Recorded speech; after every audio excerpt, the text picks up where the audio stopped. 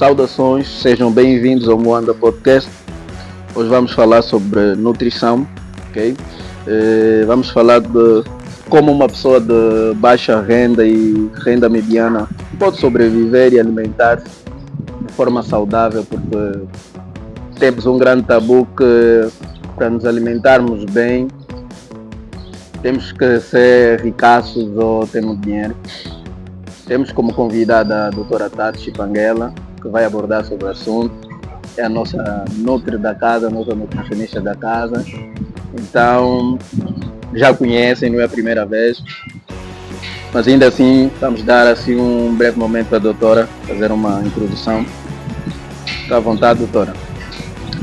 Boa tarde, mais uma vez. Obrigada pelo convite. Sempre uma satisfação estar aqui nesse programa educacional, né, que visa a propagar saúde, né, longevidade, bem-estar através de conhecimentos científicos.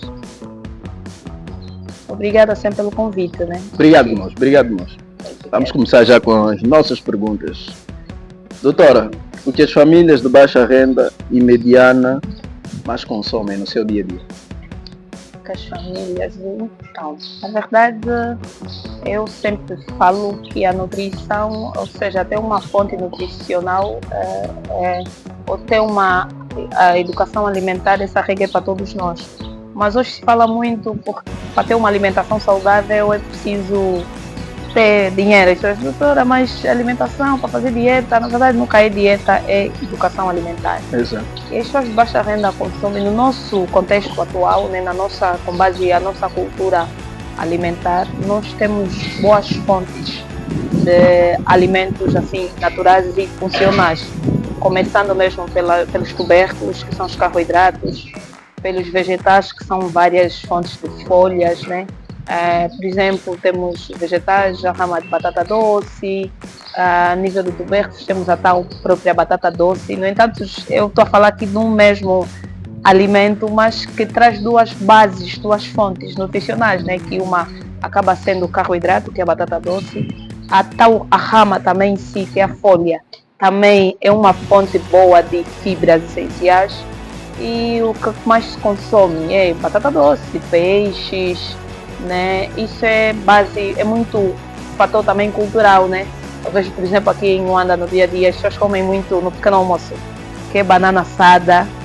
Eu sou do Lubango, né? Isso tudo encontras na minha terra, assim, a venderem na rua. Perfeito. A banana assada, batata doce também assada, amendoim, né? Que é a jinguba.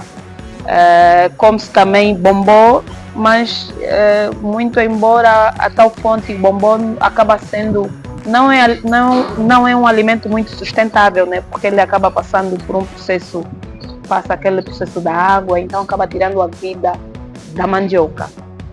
Mas é isso, o básico, né? O peixe também, o seco, então é exatamente isso. Ok. E quais têm sido as principais dificuldades? Custo, acesso, falta de informação? A falta de informação, porque acesso todo mundo tem. É mais falta de informação. Se calhar às vezes a pessoa não tem noção. Muitas das vezes os alimentos saudáveis são ignorados, mas são alimentos simples.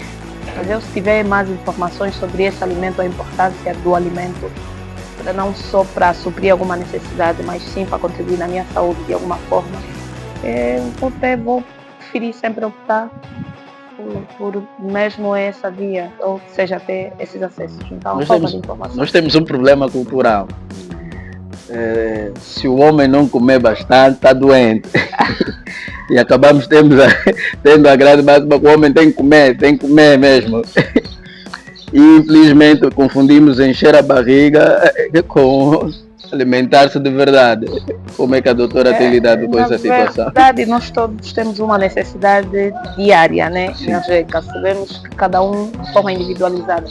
E a minha necessidade são 1.500 calorias e essas 1.500 calorias fazem uma distribuição durante 24 horas. No entanto, tem já também outros fatores, né? Saber e não só. Às vezes as pessoas fazem escolhas de alimentos muito simples. Sim. Alimentos muito simples que... O que é um alimento simples? É aquele que nós ingerimos e não nos trazem uma sustentabilidade, ou seja, não nos traz nenhum outro benefício. E às vezes esse mesmo alimento bloqueia, ou seja, o apetite também. Então às vezes a pessoa faz uma única refeição e depois não tem outro estímulo para as próximas refeições. Okay. Então depende muito se a pessoa, né, ou seja, o indivíduo está a comer com base à sua necessidade energética diária. O que realmente significa ter uma alimentação equilibrada, doutora Tânia? A alimentação equilibrada é uma alimentação que oferece todos os grupos alimentares.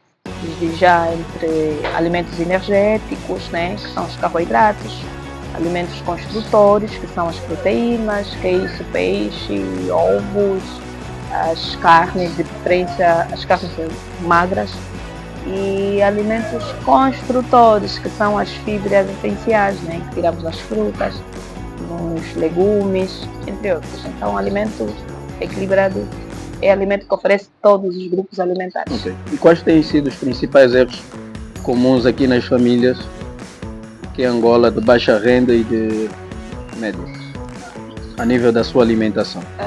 As dificuldades também é mesmo falta de conhecimento, né? Conforme eu já frisei inicialmente, é possível, essa regra de educação alimentar é para todos nós e é possível com escolhas simples. Nós optamos em alimentos básicos e com um baixo custo-benefício, ou seja, com um custo, ou seja, os alimentos simples, aqueles caseiros, né, típicos. Sim. E que nos trazem benefícios à saúde. Então, é mesmo, na maioria das vezes, é falta de informação. A pessoa às vezes não sabe, está a ignorar aquele alimento, ou seja, é barato, não consigo, ou seja, pode até comprar outro tipo de alimentação, né, mas não que seja sustentável. E a falta de informação, isso não só para a classe baixa, isso é em todas as classes, mesmo sem conhecimento, ignorar a desinformação gera, nós fizemos esse tipo de escolhas. Como andar num túnel e estamos rodeados de escuridão, só sombras. O fungo é um alimento saudável? Nem por isso? Não sei essa questão. Até em tempos soube aí que gerou assim uma polêmica relativamente ao fungo. O que o fungo, além de ser um alimento essencial, o fungo faz parte da nossa cultura alimentar. Exato. Existe, sim, falando de fungo. Qual é o fungo mais sustentável? O fungo de milho. O fungo, temos aí fibras, né? O milho é considerado cereais. Sim. Então, o fungo é sim saudável. Agora, o fungo de bombom é que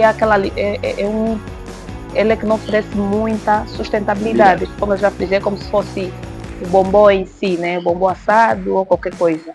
Porque por causa daquele processo produtivo, praticamente a vida da mandioca, ou seja, existe também fungos de fuba limpa, sim, que é aquele fungo que o milho passa naquele processo da água. Então, quer dizer que a vida do milho já acaba ficando nesse todo o processo. Então, o que é que eu recomendo? Fungos de milho. Lá na minha cidade chamam de pala-pala. Não sei se ouviu falar. O fungo de milho ou fungo misto. Então, bem combinado, é uma boa fonte alimentar e é sustentável. Então, sim, o fungo é um alimento saudável. É saudável, sim. Fungo de milho de preferência ou fungo misto. Okay. Mas bem combinado, né? Fez aí o fungo com fontes de folhas, né? Por exemplo, fungos com uma rama de batata doce, com o lombi, como nós chamamos, com um peixe grelhado. Pessoal, o fungo é sim saudável. O peixe seco é saudável, dá para combinar? Então, o peixe seco depende da necessidade também, porque, por exemplo, para quem tem uma pressão alterada, aí já tem uma restrição de sódio. Então, o peixe seco é conservado pelo próprio sódio. Entanto, se a pessoa está com a pressão estável, nos níveis estáveis, pode sim, mas tirar sempre o excesso do sal que ela acarreta. Mas não bem combinado também, o né? famoso banho. E nós até temos na nossa cultura alimentar, que nós chamamos de calulu, fazem uma mistura, dá um equilíbrio entre o peixe seco e o peixe fresco, com folhas. Então aí fica bem equilibrado mesmo. Então, para quem não tem problema de conservação alterada, mas ainda assim, para aquelas pessoas que também não têm, tem que estar equilibrado o excesso de sódio, que é o sal. Né? Agora vamos falar sobre estratégias práticas de conservação. Porque atualmente temos visto várias informações na internet, né, que falam sobre formas de conservação de certos alimentos, que noutra hora conservávamos alimentos de uma forma e agora temos novos métodos segundo a ciência de conservação. Qual a importância de conservar bem para evitar desperdício e intoxicações? A importância, na verdade, a higienização do alimento, ou seja, a conservação do alimento é essencial para o nosso dia a dia. Depende do tipo de alimentos que a sua conservação depende, né? Ou seja, quando nós conservamos no frio, ou seja, a ação é mais prolongada, né? Existe, por exemplo, vou dar um exemplo qual é o exemplo mais prático que eu posso dar aqui? Pão, batata, alho. O pão em si também pode se congelar, né? Se tens, por exemplo, a organização hoje em dia, sabes que com a vida à rotina nós fizemos, ou por exemplo, as minhas marmitas, devido à minha agenda mesmo, eu já faço alimentação para 2-3 dias. Okay. Mas como é que eu faço a sua conservação? O alimento depende do tipo de alimento. Tem aquele alimento que a sua ação é mais prolongada a nível de conservação, né? Podes conservar mais em 5 dias. Tem alimentos que podemos congelar. Depende do tipo de alimento. Mas a conservação é assim. Por exemplo, os frescos. Eu posso congelar os frescos, né? Mas no congelador e não no conservador. Ok. Quer dizer que a temperatura vai ditar muita coisa. Exatamente. A temperatura depende do tipo de alimentação. Cada alimento tem a temperatura ideal para a sua conservação. O arroz e o feijão podem ser cozinhados em grandes quantidades e depois armazenados durante muitos dias. O arroz tem a sua duração de conservação a nível de 5 dias, de 4 a 5 dias. O feijão também, se tiver uma dica prática para o feijão, eu sempre falo nas pessoas, principalmente para aquelas pessoas que consomem feijão e sentem algum desconforto. Então, qual é o processo? Passar de molho, ou seja, esse feijão tem que passar a noite na água, tirar aquelas toxinas e no dia seguinte lavar o feijão duas vezes e depois de estar cozida, conservar. Tem uma duração de 5 dias, depende. Okay. E qual a importância ou porquê passar colocar no molho?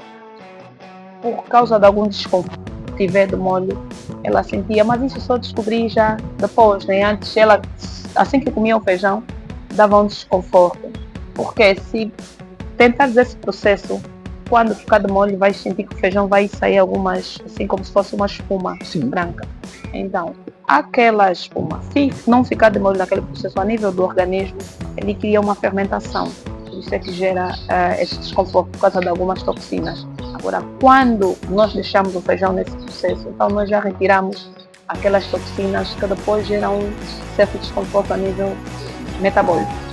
Assim, uma seleção de alguns alimentos, assim, de forma breve e rápida.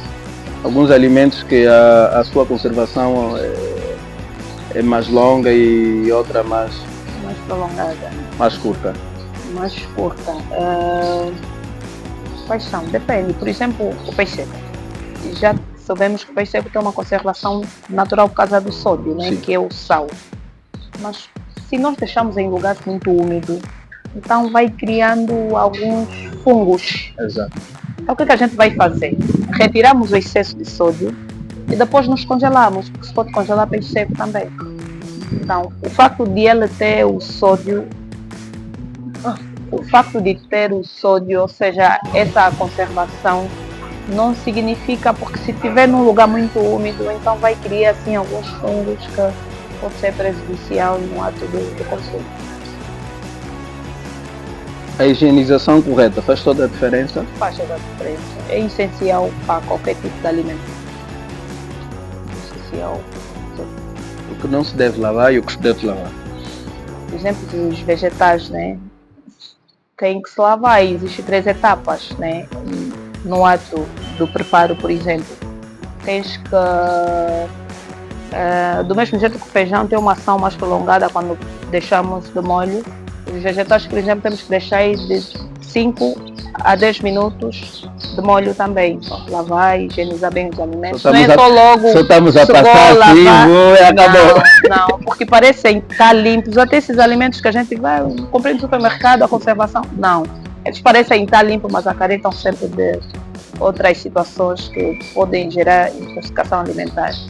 E o ovo, aí já é diferente. Os vegetais já temos que ter esse cuidado entre outros alimentos. Mas já o ovo não podemos lavar imediatamente, só podemos lavar no ato do consumo. Porque a casca do ovo, né, nós chamamos de uma membrana, tem uma proteção natural. Sim. Então, quando tu lavas o ovo e depois vais conservar, elas acabas tirando a proteção natural. Então, o ovo é um alimento que nós podemos comprar, fica aí ainda, mas no ato do preparo é que nós podemos lavar. Se lavares antes, podes tirar a proteção, que é a membrana, né, que protege. E quais os perigos de consumir alimentos mal higienizados? Podem gerar várias situações no organismo, intoxicação alimentar, podem gerar mal-estar, desconforto e entre outras patologias também silenciosas. Sobre o cozimento seguro, quais alimentos devem cozer? Verdade seja dita, muitas das pessoas que cozinham nem entendem que atualmente, né, se calhar também noutra hora, existe uma ciência até para cozinhar e existem alimentos que não há necessidade de passarem tanto tempo a ferverem ou a cozer, e que muitas das vezes, por causa do tempo prolongado, acaba-se tirando os nutrientes. Os nutrientes, o benefício do próprio alimento, né? É verdade. Na verdade, existe técnicas para tudo, até para cozinhar. E quais seriam esses alimentos? Por exemplo, os vegetais, né? Que são alimentos que com vários benefícios, como eles oferecem uma fonte de fibras essenciais. Vou dar um exemplo. Por exemplo, nós vamos fazer uma sopa, né? O ideal é cozinhar de forma normal, mas os vegetais colocar só depois. Ok. Desligas o fogo, colocas os vegetais e deixas aí por 10 minutos, eles vão cozer como se fossem a cozer no vapor. No vapor, né? Exatamente. Por causa para não perder o benefício da própria fibra. Porque se tu deixares todo vegetal, esses excepto os podemos consumir crus, mas esses cozidos, eles têm que cozer mesmo só no vapor. E colocas um bocadinho, ligas os fogos aí uns 4, 3 minutos, deixas aí por um tempinho, deixar essa ação natural, né? Vai cozendo de maneira natural ou no vapor. O brócolis também é exatamente a mesma coisa. Então, os vegetais em si, excepto vegetais cozidos, que é do grupo B, esses mesmos nós temos que deixar cozer no vapor, para não perder o benefício da fibra. Assim como se fosse, vou dar um exemplo de uma outra coisa, se fosse um sumo natural, por exemplo, se tu comes uma laranja por inteira, tens aí mais fontes de fibra. Já quando vais fazer o suco em si, aquele processo produtivo, perdes o benefício da fibra.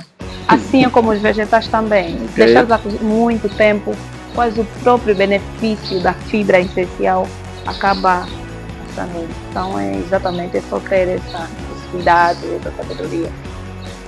Sobre os nossos fast foods da banda, não sei se a magoga entraria, né? Mas acredito que sim, como a magoga, o pincho. É prejudicial para a saúde, nem por isso? Na verdade, né, sabendo mesmo a magoga em si, nós estamos a falar de higienização alimentar. Sim. E a magoga não é só simplesmente o pão e o frango em si, como tal, né? O frango ainda vai passando pelo fogo, é diferente, mas será que aquelas folhas, a salada em si, que é oferecida naquele ato da compra, é feita? Como é que é feita aquela salada? Como é que é higienizada? Exatamente. Então é um fator de risco também para várias. Nós vivemos assim, já estamos expostos assim nosso saneamento, né? Sim. Não favorece assim boas condições. Então, sobretudo, aí temos aí o pãozinho, temos aí o frango. Mas depois temos aí outros vegetais, né, que não sabemos como é que é higienizado, se é feito mesmo nesse dia. Infelizmente não nos oferece essa segurança. Então, não sou muito dessa opinião, tudo bem, faz parte daquilo que é Nossos fast food. sim, caseiro, típico. Ao invés de optar pela magoga, podes optar por uma batata doce assada. Batata doce ainda tem aquela proteção da casca, né? Porque ao comer, né? Se for de maneira bem lavada em casa, até a casca tem vários benefícios, né? Tem fibra, né? A batata tem fonte, mas comprando na rua já, eu não aconselho as pessoas consumirem a batata doce com casca. Não vais ainda passar por aquele processo da casca e tudo mais, já é mais protegido. Não sei se é que entendi mal. Não há mal nenhum em consumir. O grande problema, se calhar, está na conservação. Está na conservação, exatamente. Desses alimentos. Para não correr o risco de consumir um alimento, se calhar. Ou faça uma escolha mais inteligente, come só simplesmente o pão e o franguinho aí desfiado. Eu vejo muita gente a fazer isso. Então, não, sempre não vais comer, tens aí opção, não tens outra opção, mas precisas se alimentar. E faz parte também da nossa cultura aqui, da nossa base, assim, de como os alimentos são oferecidos, são comercializados. É verdade, você já disse, são poucos os serviços ou instituições que tens um refeitório onde vendem alguma coisa, na maior parte das vezes. Mas ainda assim é possível, tem assim lugares, tem alguns que até fazem a salada na hora, né? Tu estás aí a ver. Mas nunca se tem certeza se aquele alimento, se aqueles vegetais foram realmente utilizados. Essa é a principal. Por isso é que tem que ter uma grande fiscalização para os vendedores. E não só, cada vez mais o nosso índice, nosso número de patologias sobre febre tifoide está associado a isso. Infelizmente. Só aumenta. Então, a melhor, como é que eu posso dizer, o melhor método de combater esses diagnósticos é mesmo a prevenção. Então, a prevenção muitas das vezes vem sobre nossas escolhas, né? Renunciar a certos alimentos. Sim. Mito ou verdade que comer muito arroz ou fungo engorda? Como eu já disse, nós todos temos uma necessidade energética diária, né? Se prescreveu uma necessidade de 1.500 calorias, eu vou fazendo essa distribuição durante o dia. Então não tem como engordar se tu estás a comer a necessidade ideal, né? Sim. Mas não é só, temos que nos alimentar, a vida é feita de equilíbrios. Vamos ingerir os alimentos, esses alimentos vão ser digeridos, aquilo que o corpo vai precisar com base à necessidade, e o que não precisa, se praticar alguma atividade física já. Nós vivemos numa era de excesso calórico e poucos movimentos. Se eu comer mais daquilo que é minha necessidade, nem praticar atividade física, então não tem como não engordar, não é isso? Exato. Então depende muito, mas não é simplesmente uma única refeição. Nós todos os dias temos duas refeições principais, que é o almoço e jantar. Depois temos as refeições intermediárias, né? Que são aquelas que nós consumimos em pequenas quantidades, pequeno almoço, lanche. Não significa, né? Se fala muito comer em 3 em 3 horas, não é uma regra, depende da necessidade.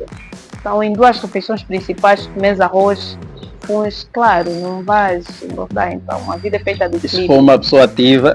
Exatamente, se for uma pessoa ativa, dependendo da necessidade também, né? Agora, se estás em sobrepeso já e obesidade, tem que ter mesmo essa atenção, comer com base na tua necessidade, e tem aí, né, para perfis de sobrepeso e obesidade, existe uma restrição calórica. Então, tem que comer menos daquilo que é a tua necessidade. O que é mais perigoso? A fome ou a má nutrição? Ou a má alimentação? A má alimentação, porque hoje em dia vivemos numa era de várias patologias silenciosas também que estão associadas à má nutrição. E é isso, nós somos o que comemos, e a escolha alimentar boas escolhas alimentares faz toda a diferença, não só para um fim estético, mas sim mesmo para a saúde. Os alimentos funcionais são remédios. É possível estar obeso e ao mesmo tempo desnutrido? É possível. Se chama desnutrição secundária, que é através a primária é carência de alimento, a secundária, porque geralmente os obesos também têm aí uns transtornos, né, compulsões alimentares, e fazem escolhas muito simples. Então essas escolhas muito simples são aqueles alimentos que é um alimento funcional, aquele alimento que além de suprir a minha necessidade, me traga algum benefício para a saúde. Agora, quando eu só me alimento de maneira simples, é só para suprir a necessidade, aí gera uma desnutrição secundária. Então precisas, né? Nem todo alimento tem fontes nutricionais boas. Ok. Então acontece muito e a maioria, geralmente, dos obesos tem sempre está sempre associado a uma desnutrição Isso. secundária. Os angolanos comem por necessidade, ou por prazer, ou por status? Não, por status também depende, né? Que é fome por status. Fome por status é como é que eu posso dar esse exemplo? É quando eu vou para um determinado lugar e eu peço, né? Assim, eu quero estar muito nesse restaurante. Só que está mesmo aí para aparecer, para comer, assim, se fala uma fome de poder, acho que é isso. Exatamente. Existe também fome emocional, fome física. E a fome emocional está muito relacionado quando qualquer situação que tu estejas a passar, depois descontas na comida. Usar a comida como subterfúgio. Exatamente, estou estressado. Eu preciso comer alguma coisa. Às vezes nem tem fome, né? Não é fome física. Eu estou estressado. A fome física já é aquela fome equilibrada, né? Sim. Por exemplo, eu posso até não estar com fome, mas deu almoço para evitar estar em jejuns muito prolongados, porque às vezes pode não ser muito benéfico à saúde. Eu preciso me alimentar. Agora vou tomar um pequeno almoço, 12 horas, não preciso ter gatilhos para me alimentar, mas sim seguir, ou seja, fazer o que tem que ser feito. Estamos numa época em que vê-se muitos especialistas de nutrição, doutores, recomendarem as pessoas a consumirem ou fazerem 5 a 6 refeições. Como conciliar com a realidade de um povo que maioritariamente as pessoas são de renda baixa e média? Não, como eu já frisei, não é uma regra comer em 3 horas, não, depende. Nós todos os dias temos, né, essa regra para todos nós, temos uma necessidade energética diária. Então, o principal, se eu garantir 3 até às vezes a 2 refeições com todos os grupos alimentares, acaba suprindo a necessidade. Então não precisa se ter uma fonte de alimentos, né, essenciais, né, que aquele, como eu já fiz, alimentos essenciais que além de suprir a necessidade da fome me traga algum benefício, ou mais integrais que prolongam a digestão, por exemplo, ou como é que eu posso dizer? Que a sua ação, né, a nível de digerir é mais prolongada. Então, eu se garantir uma base boa no pequeno almoço, depois tiver o almoço e tiver a próxima refeição no jantar, acaba suprindo. Então, com 2 refeições por dia, 3 já está ótimo. E qual seria a estratégia para aqueles que já vi e convivo com pessoas que passam por isso, que existem épocas em que só fazem 2 ou uma refeição? Hoje em dia, nós mesmo, por exemplo, tenho uma paciente por questão religiosa, ela quase faz 4, tem que fazer obrigatoriamente questão religiosa, e eu tenho que respeitar isso. Jejuns prolongados, os dias, o jejum dela é quebrado às vezes às 20, 18. Então, qual é a estratégia aí depois? Tem, antes, né, no pós-jejum, oferecer uma alimentação equilibrada com todos os grupos alimentares, né? Ela já antes, né, tem que comer, por exemplo, ela não tem tempo de fazer refeições intermediárias. Okay. Então ela tem, o jejum é liberado a partir das 18. Depois, meia-noite, já não pode comer nada. Então aí tem que oferecer alimentos também sólidos e líquidos ao mesmo tempo, oferecer com todos os grupos alimentares. Então, não é só pessoas de rendas baixas que têm essa tem, né, aquelas pessoas por necessidade, né? Tem pessoas mesmo por outras questões. Hoje em dia também, até não só questão religiosa, pessoas também fazem jejum da moda. Sim. E tem pessoas que, por exemplo, não estou a comer nada porque estou a emagrecer. Não, porque até para toda ação, seja lá para ganho de massa, para redução de gordura corporal, por exemplo, metabolismo sem reação, não acontece nada, né? Precisa de outros estímulos. Então tem pessoas que ficam esse tempo todo e mesmo assim não conseguem emagrecer. Por quê? Porque ficam muito tempo em jejum e o metabolismo não tem nenhuma reação. O metabolismo não fica funcionando. Então isso depende muito. Então o certo é, no pós-jejum, oferecer todos os grupos alimentares Aí também se tiver necessidade de suplementação, né? Para fazer algumas correções de deficiência. Ficar muitas horas sem comer, traz algum problema para o estômago? Traz, né? Tem problemas de gastrite, também um fator de risco para diabetes tipo 1. Okay. O corpo está sempre, né, no processo de hipoglicemia, isso não é muito bom.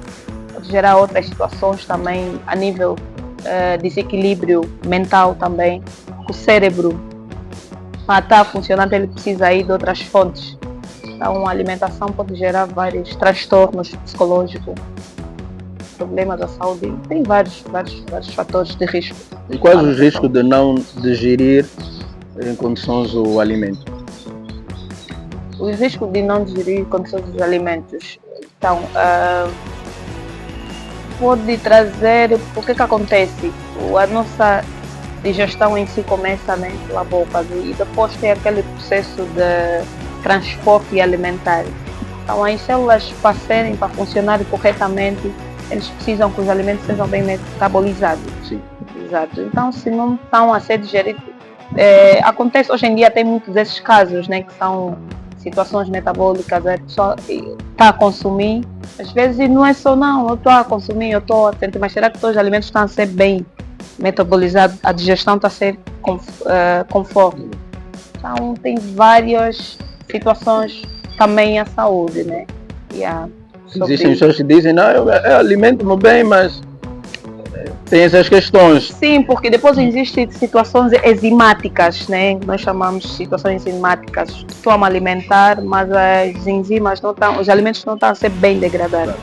Então tem várias situações também. Não forma bem o bolo alimentar. Exatamente. E aí, Uma mãe com 3 filhos, com pouco dinheiro, como montar uma refeição ou refeições nutritivas ao longo da semana? Umas dicas e recomendações. As recomendações, o certo é oferecer às crianças alimentos funcionais e simples.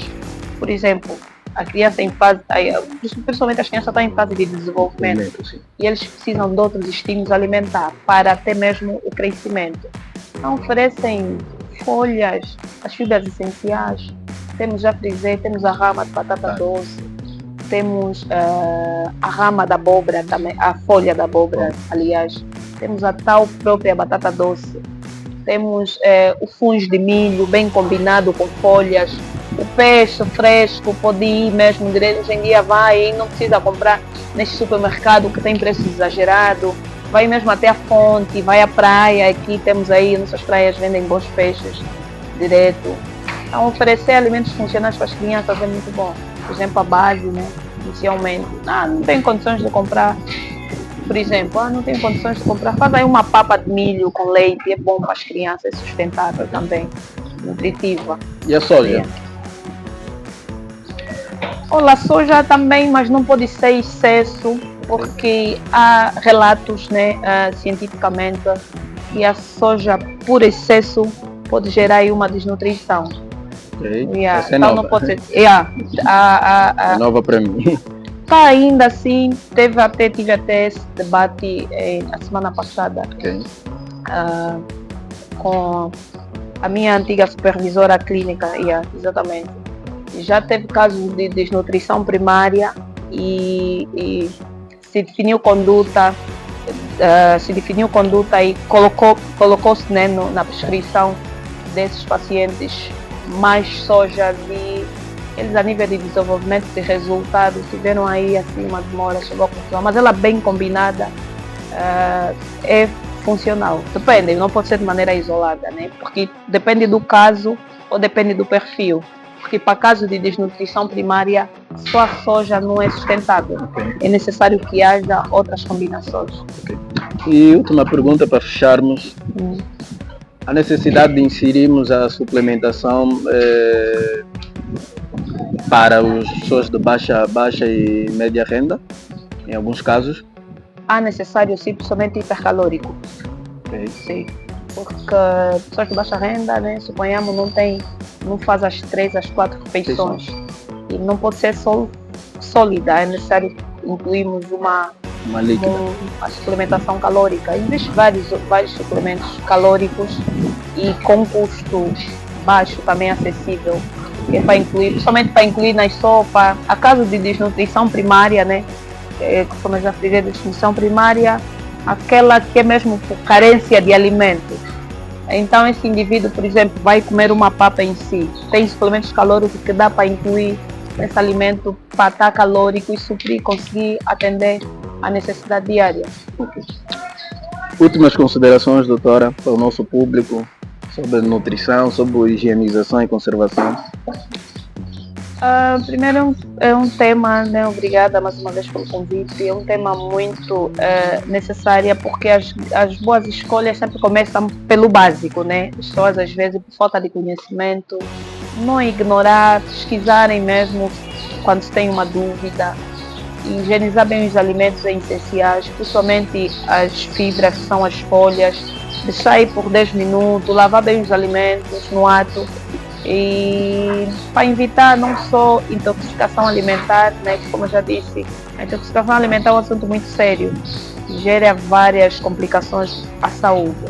Então façam isso, buscam mais informações, procurem profissionais quando não entendem alguma coisa. E é isso, juntos na ciência dessa do saber, até partilhar conhecimento somos mais. Bom, esse é o nosso objetivo, lembrando que o foco principal do nosso programa é educar, informar. Então, o profissional, o nutricionista, o doutor, não deve ser simplesmente solicitado só quando estamos em casos de patológico, de alguma doença. Okay? Os profissionais também estão disponíveis para palestras, okay? Palestras em casas, para um grupo seleto, exclusivo.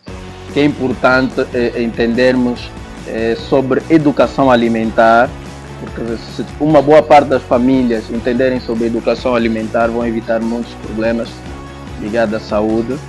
Okay? Continua seguindo as nossas páginas, partilha, okay? Com os vizinhos, amigos, parentes, porque a informação é a chave para a evolução. Fechamos, Moanda, e muito obrigado, doutora Tato, pela participação. Obrigada, estou sempre aqui à disposição.